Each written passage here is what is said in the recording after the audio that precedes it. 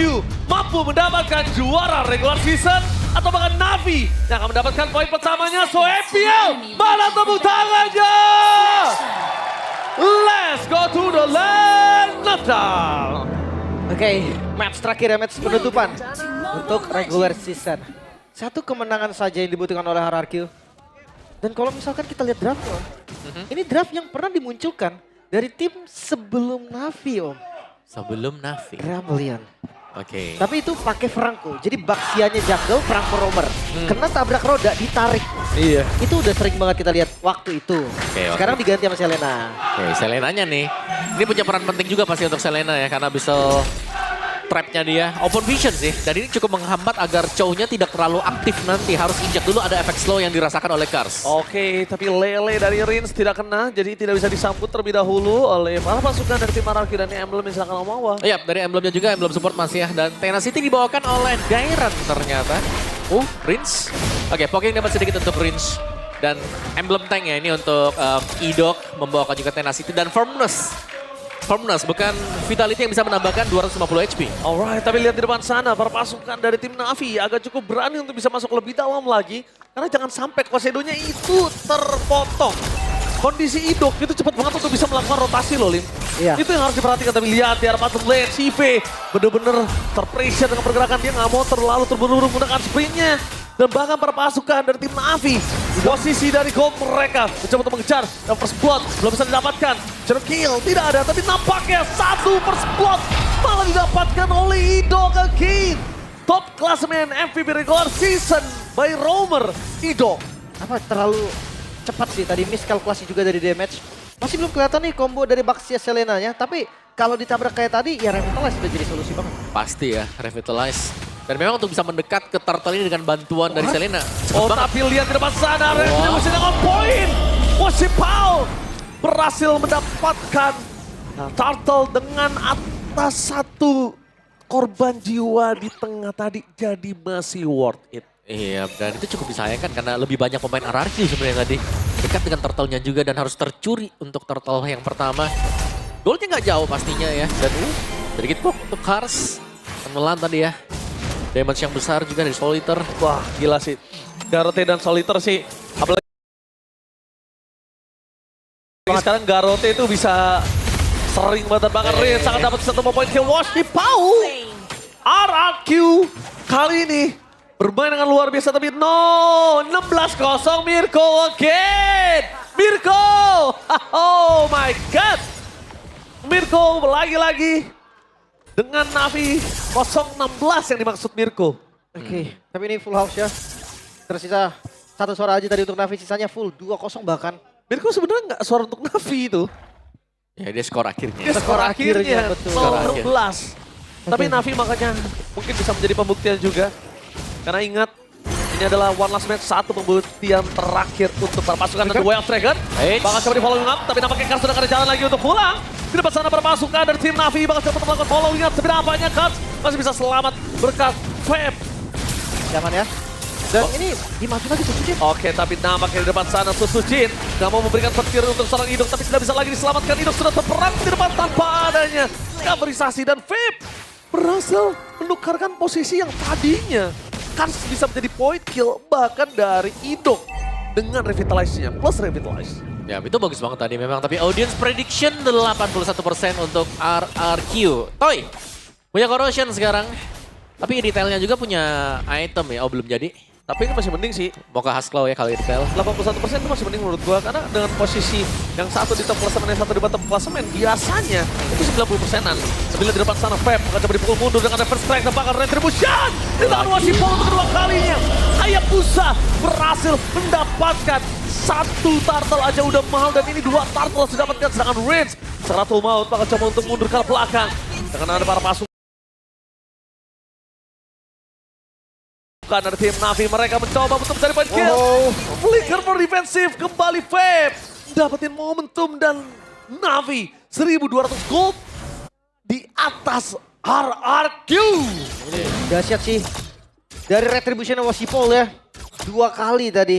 Yang pertama memang pure pencurian, yang kedua ada kontes yang terjadi tapi lagi-lagi dimenangkan oleh Wosipol. Early Gila, game Wosipol di-pick up sih. sih ini sama Assassin. Wosipol sih gila banget sih ya.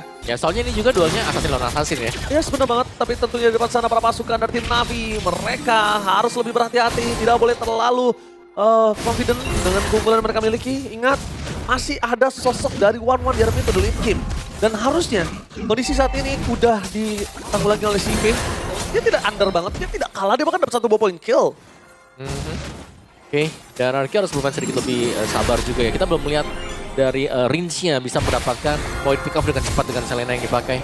Bisa arrow-nya masih sering bisa didodge dengan lawannya juga. Bisa trap-nya hanya membuka informasi yang sudah pasti untuk Arki. Rata kanan untuk Bolt-nya, dan bahkan mereka belum bisa ada jawaban untuk mengatasi dari seorang Glue, Feb. Dari tadi yang memberikan permainan yang sangat luar biasa kalau saya lihat Feb dari tadi selalu mendinai rotasi. Dia tahu rotasi di arah top lane dari Hayabusa Wosipol akan mendapatkan 1 turret.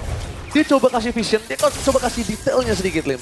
Makanya nih, tapi karena udah di atas menit 5 juga ya, pasti XP-nya udah mulai join nih, kayak Direct, kayak Fab-nya udah mulai hadir di team fight aja.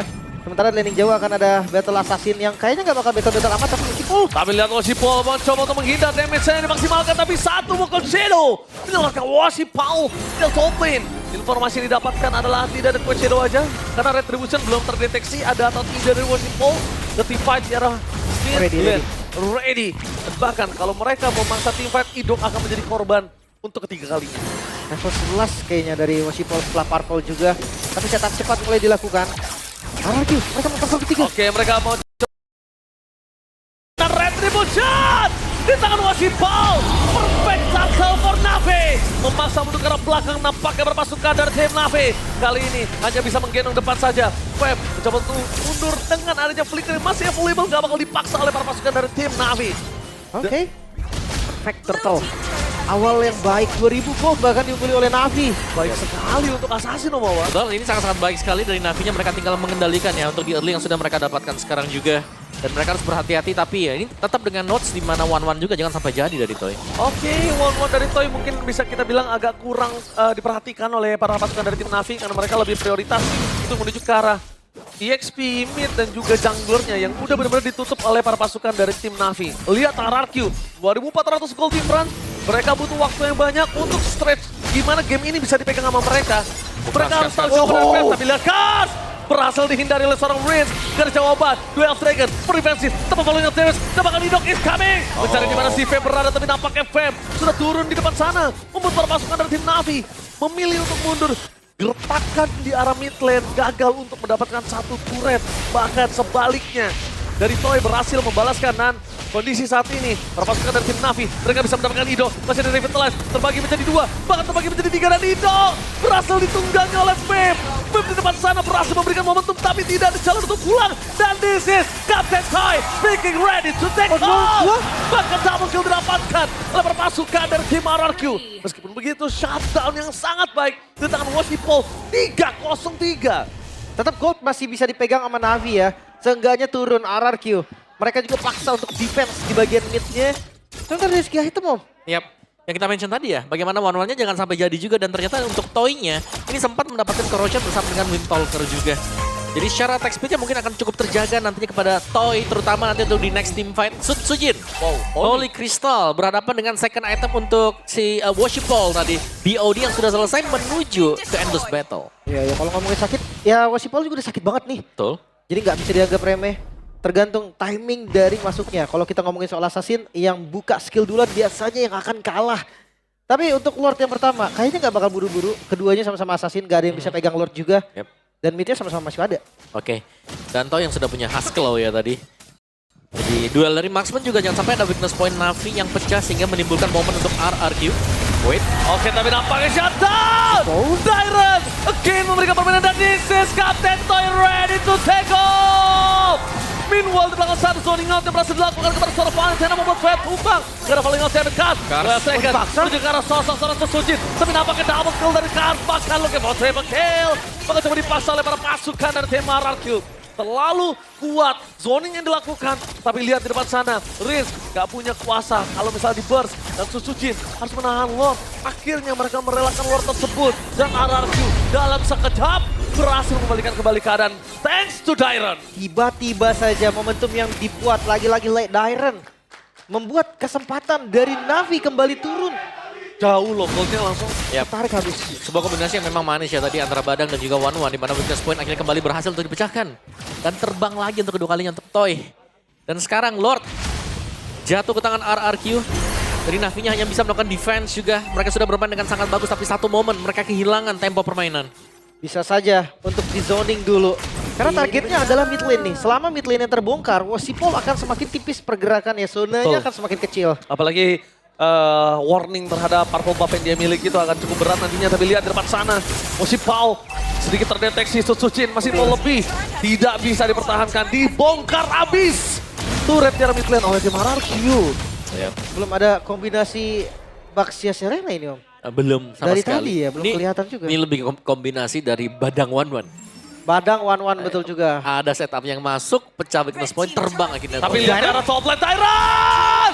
Langsung menuju ke arah CV. Dan itu dia lane Dairon. Raja yang pernah terlupakan. Memberikan 2 kali momentum terhadap para pasukan tim RRQ. Dairon!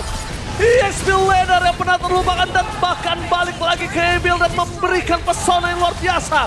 Dari top lane, Masih ada pasif. Memang masih ada pasif. Tapi lihat betapa efektifnya pergerakan menuju ke arah seorang CV yang tidak ada flicker. Ingat, dengan sprint saja. Oh, dikejar Feb. Meledak. Sakit banget, Lihat sakit banget. badannya. Tidak bisa dibendung, terlalu sakit. Itu petir, bukan sembarang petir. Tapi aman ya. Masih ada super minion lagi dari arah mid lane akan dicoba untuk RRQ. Alright, mereka bakal coba untuk masak. Kayaknya enggak. Kenapa? Karena kondisi kali ini Dairon nggak punya flicker. Kedua super minionnya tidak ada. Dan ketiga, kalau itu momentumnya gagal nih, semua 3.000 gold yang sudah mereka tabung selama ini, udah pasti langsung hilang sekejap. Oke. Tapi ya 3.000 bukan angka yang jauh juga. Navinya pasti mereka masih berusaha untuk mengejar. Dan kalau kita intip dari item juga Wind of Nature dari Toy yang tertinggal tadi, dari goldnya sekarang sudah leading jauh juga. Satu item yang membedakan adalah Wind of Nature yang sudah dipegang oleh Toy. Dan pastinya Baxia ini kuat dengan anti Cuirass dan juga Radiant Armor. 2 item physical, anti physical dan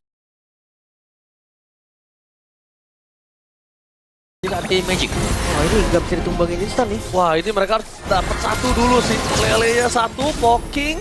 Dairon nanti bakal following up kalau dengan flicker, kalau sekarang nggak bisa. Belum ada Nggak ada flickernya. Makanya kalau nggak ada flicker minimal ada super minion. Kalau nggak ada super minion nggak ada flicker jangan untuk Dairon. Sedangkan Navi jangan sampai ada yang kena Lele. Mungkin menurut aku yang paling bisa menang Lele cuma Feb doang. Kenapa? Karena Kars itu butuh standby dengan flicker yang dimiliki. Kita lihat di depan sana. Idok melihat potensi dari sosok seorang Kars bisa nge-zoning out dan itu yang harus diperhatikan. Oke. Masih aman ya. Atasnya juga di show nih. Bisa dilepas ya Om sebenarnya ya. Bisa mungkin, tapi RRQ mereka akan coba untuk ngambil Paksa, Lordnya ya. dia paksa sih kalau menurut gue. Iya, karena mereka sudah lagi menang nih sekarang dari gold-goldnya juga. Powernya di depan gimana. Wasipol terkena Lele dari seorang Reigns pun ke belakang. Tapi Susuchin mencari di mana CV berada. Dan macam memang terlalu sakit tapi jangan lupakan. Kars benar-benar mengekor dengan sangat baik. Di di depan sana, Flicker for defensive menandakan tidak ada initiate power dari Kars.